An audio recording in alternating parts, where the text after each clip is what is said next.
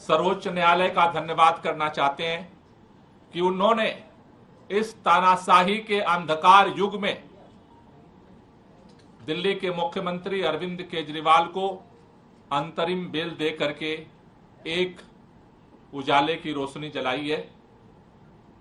आज पूरी दिल्ली ही नहीं, पूरा देश खुश है, इस बात से प्रफुल्लित है कि इन विपरीत परिस्थितियों में भी भारत के अंदर हमारे स्वतंत्रता संग्राम सेनानियों के कुर्बानी के दम पर जो संविधान मिला, लोकतंत्र के जो अलग अलग स्तंभ बने, आज भी इस तानाशाही के अंधकार युग में भी अपनी भूमिका को निभाए हैं।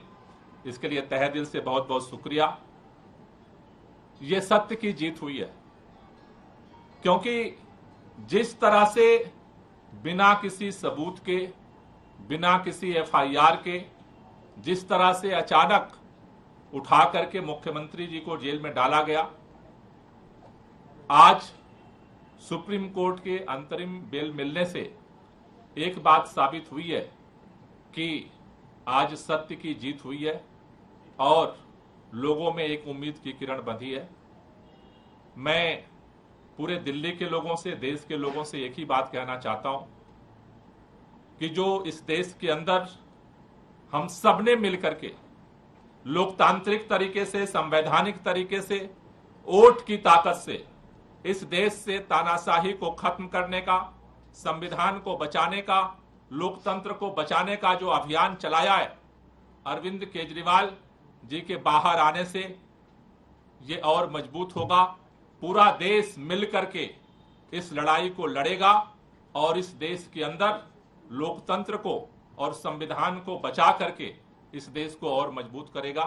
तो मैं पुनः सभी लोगों को बधाई भी देना चाहता हूं और खास तौर से सुप्रीम कोर्ट का धन्यवाद करना चाहता हूं।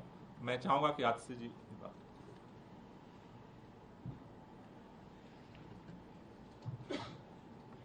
आज जो सुप्रीम कोर्ट का फैसला आया है, इस फैसले से सिर्फ अरविंद केजरीवाल जी को अंतरिम जमानत नहीं मिली, इस फैसले से सत्य की विजय हुई है, इस फैसले से लोकतंत्र की विजय हुई है, इस फैसले से देश के संविधान की विजय हुई है। हमारे देश के इतिहास में जब जब संविधान खतरे में आया है, जब जब लोकतंत्र खतरे में आया है, तो हमारे देश में सुप्रीम कोर्ट सामने आया है और लोकतंत्र की रक्षा करने में सुप्रीम कोर्ट ने एक बहुत बड़ी भूमिका निभाई है। आज भी अरविंद केजरीवाल जी को अंतरिम जमानत देकर, अरविंद केजरीवाल जी को चुनाव में प्रचार में आने के लिए जमानत जो सुप्रीम कोर्ट ने दी है, इस फैसले से लोकतंत्र की रक्षा होगी, क्योंकि इस देश में लोकतंत्र हमारे देश का सबसे बड़ा सिद्धांत है।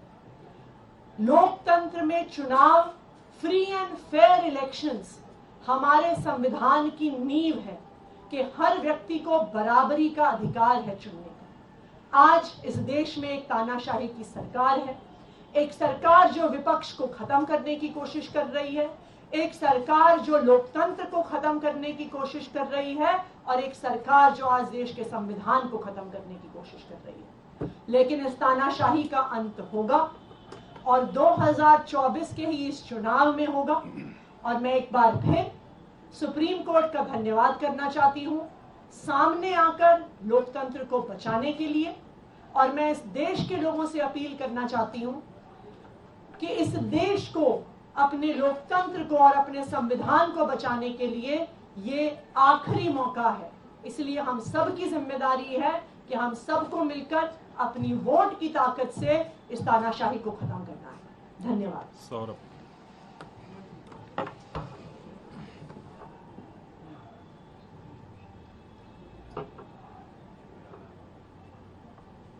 ये पीएमएलए जैसे मामले में, जिसमें केंद्र की पूरी सरकार, उनकी पूरी आर्टिलरी, पूरी मशीनरी एक मुख्यमंत्री को जेल में रखना चाह रही थी, और ऐसे मामलों में जहां पे महीनों महीनों बिना सबूतों के लोगों को जेल में रखा गया, उनकी इंटरिम बेल 40 दिन में होना, मुझे लगता है कि कोई चमत्कार से बड़ा ही कुछ है। और ये सुप्रीम कोर्ट के माध्यम से मेरा मानना है ऊपर वाले का एक इशारा है, ऊपर ईश्वर का इशारा है कि जो भारत में चल रहा है उसमें बदलाव आना जरूरी है। और मेरा मन कहता है कि ये अपने भक्त अरविंद केजरीवाल जी के लिए बजरंग बली हनुमान जी का आशीर्वाद है कि एक चमत्कार की तरह आज वो जेल से बाहर आएंगे। और मुझे लगता है कि इसका बड़ा मकसद है, ये कोई साधारण बात नहीं है, ये बहुत असाधारण बात है जो हो रही है। और एक बड़े मकसद के लिए अरविंद केजरीवाल जी जेल से बाहर आ रहे हैं। और आपको कुछ दिनों के अंदर दिखेगा कि देश के अंदर अब बड़े बदलाव इनकी रिहाई के साथ दिखने लगेंगे। बहुत बहुत धन्यवाद।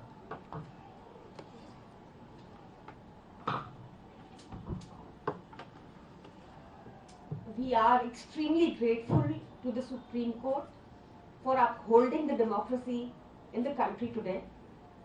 ये जैसा सौरभ भाई ने मुझसे पहले बताया, जैसा आतिश जी ने मुझसे पहले बताया, जैसा गोपाल सर ने मुझसे पहले बताया, बहुत ही एक्स्ट्रॉर्डिनरी सर्कमस्टांसेस में ये बेल ग्रांट हुई है।